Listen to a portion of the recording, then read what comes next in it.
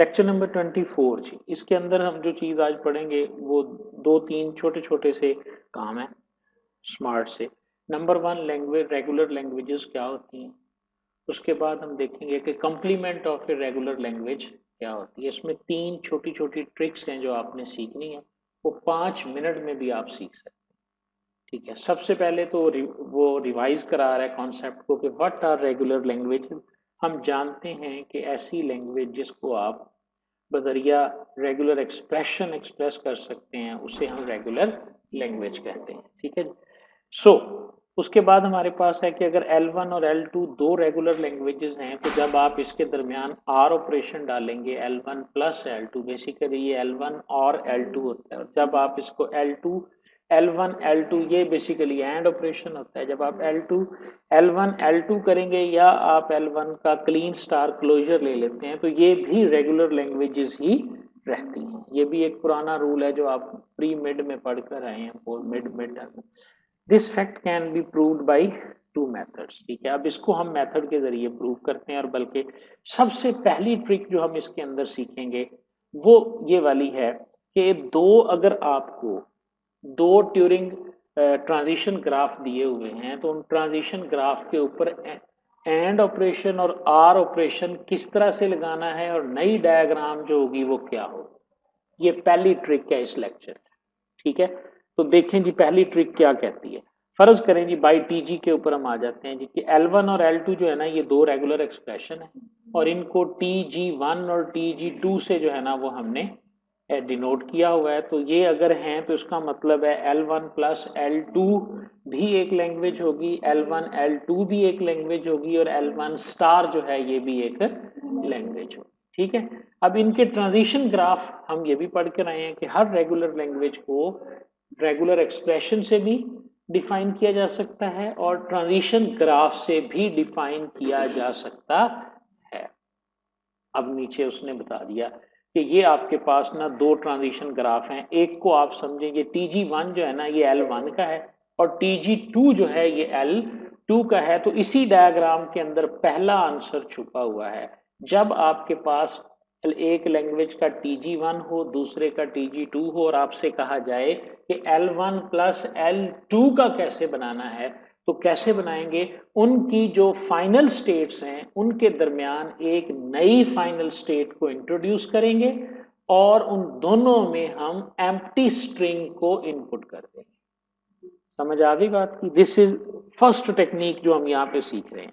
दो transition graph हैं L1 और L2। L1 का ट्रांजिशन ग्राफ TG1 है, L2 का TG2 है। गिवन है ये आपको, ये दिया गया होगा आपको और आपसे कहा जाएगा कि L1 प्लस L2 का क्या होगा या कैसे बनता है। L1 प्लस L2 का बनाने के लिए हम क्या करेंगे कि we will introduce a new final stage between the final stage of existing transition graph और उन दोनों के दरमियान हम जो लेबल करेंगे, जो वर्ड पास करेंगे वो कौन सा होगा, वो एम्प्टी स्ट्रिंग होगी। ये लैम्डा लिखा हुआ है ना जो कि एम्प्टी स्ट्रिंग है। इस रूल की समझ आ गई, बना लेंगे इसके मुताबिक। ठीक है, आगे और एग्जांपल देखेंगे ना तो समझ आ जाएगी। आगे देखें जी, अब ये नीचे नीचे वाले को जरा बना के देखें।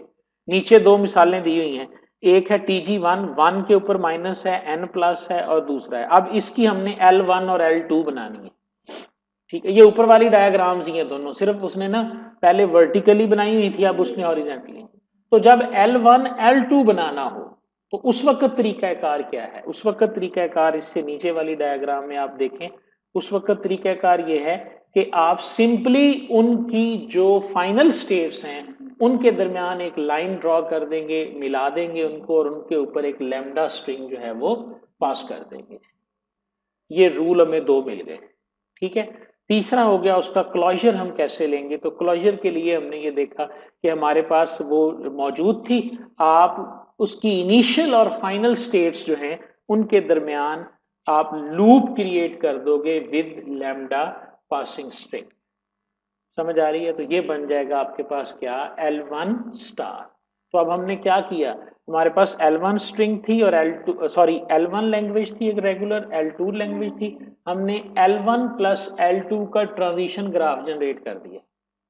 ठीक है, हमारे पास L1 और L2 एक रेगुलर एक्सप्रेशन थी और हमने L1 L2 का जो है वो रेगुलर एक्सप्रेशन भी क्रिएट कर ली और वो उसका ट्रांजिशन ग्राफ भी हमने इसके अंदर बिल्ड कर लिया।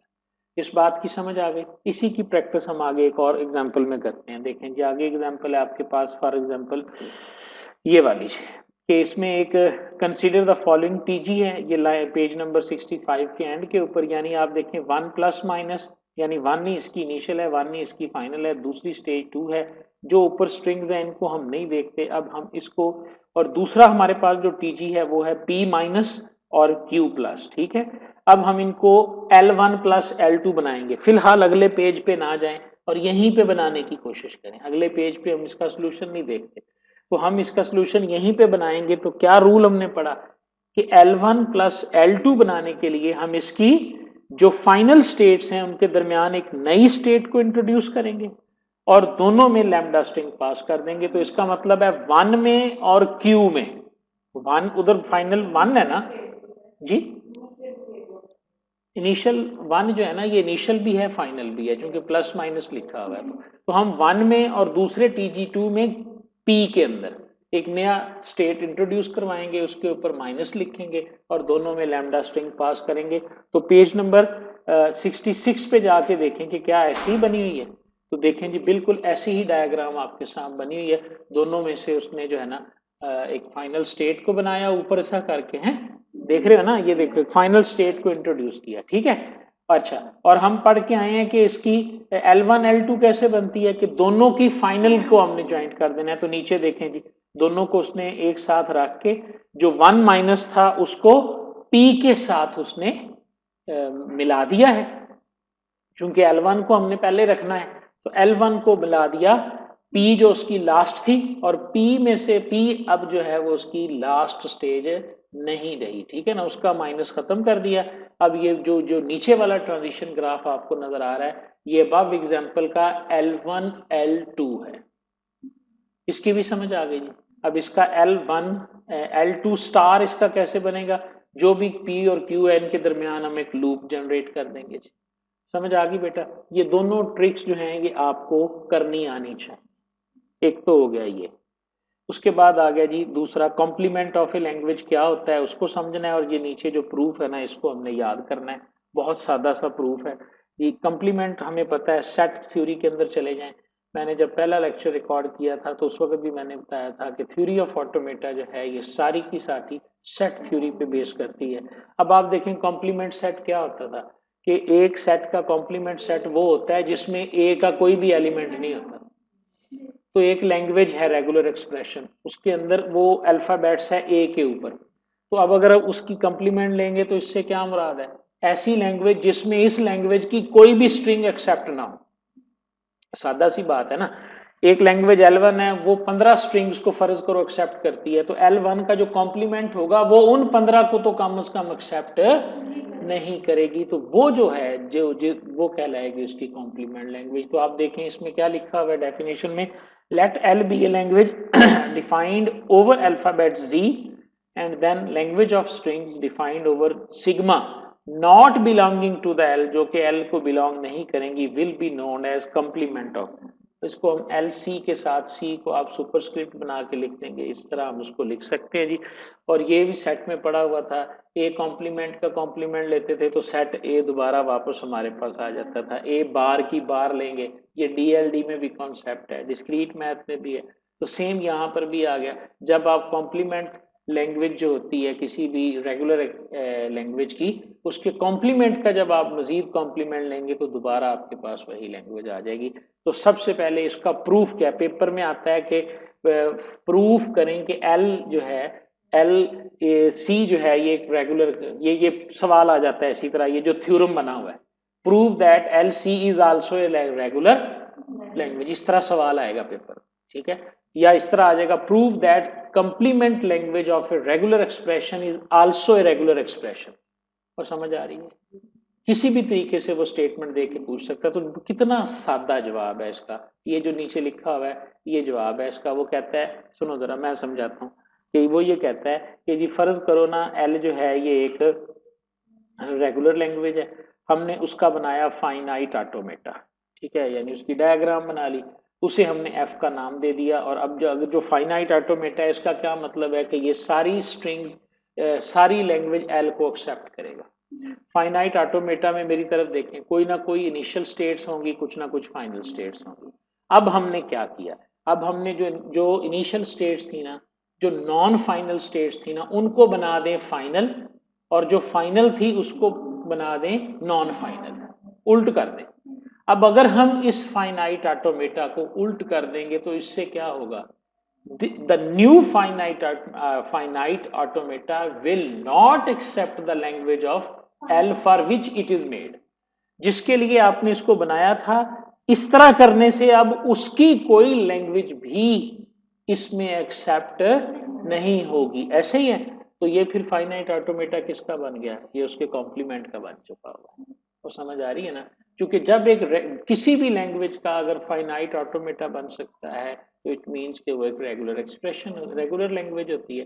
तो हमने इसको इसमें कुछ चेंजिंग्स करके ये एक ऐसी लैंग्वेज को, अब यानी ये उस लैंग्वेज के लफ्ज को एक्सेप्ट नहीं कर रहा, बाकियों को कर रहा है। तो वो क्या है, वो लैंग्वेज कौन सी है जिसमें उसी की स्ट्रिंग्स बिलोंग ना करती हो, तो वो उस लैंग्वेज की कॉम्प्लीमेंट लैंग्वेज होती है। तो यही लिखा हुआ है, जिसमें आप इसको अपने अल्फाज में लिख लो, आप इसको इन्हीं अल्फाज में याद कर लो, जैसे दिल करता है आप याद कर लो। ये प्रूफ है कि एक कॉम्प्लीमेंट लैंग्वेज जो होती है is also a regular language. नीचे उसने एक एग्जांपल करके दिखाई है कि ये आपको एक डायग्राम दी गई है, n minus O P Q plus और r।